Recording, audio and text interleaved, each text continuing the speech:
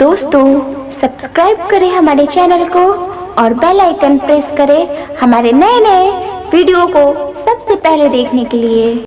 बोली बोली छठी माई की जय।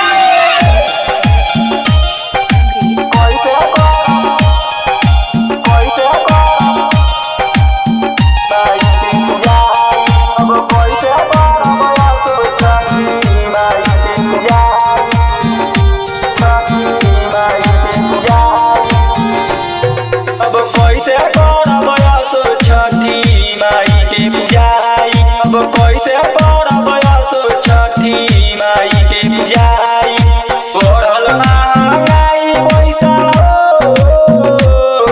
अरे बढ़ल महंगाई पैसा कहवा से आई, अब कैसे करब असो छठी माई के पूजाई, अब कैसे करब असो छठी माई के पूजाई।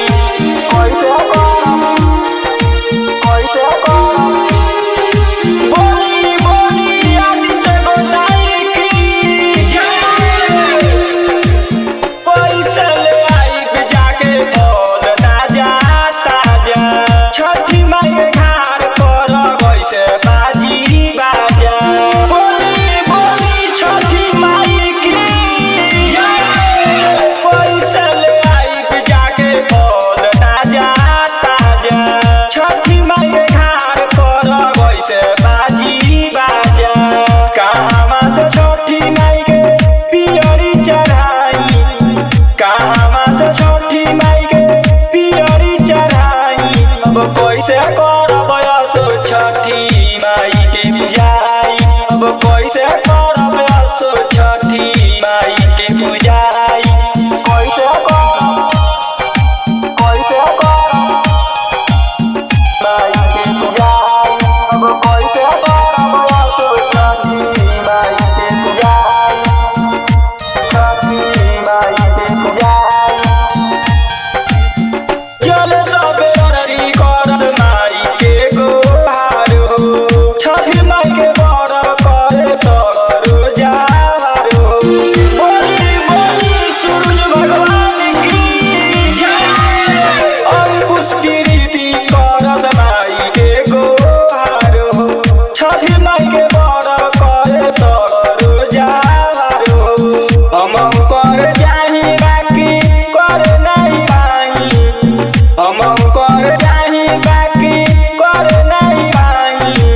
कैसे करब असो छठी माई के पूजाई, अब कैसे करब असो छठी माई के पूजाई।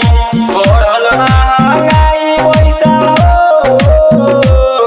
अरे बढ़ल महंगाई पैसा कहवा से आई, अब कैसे करब असो छठी माई के पूजाई, अब कैसे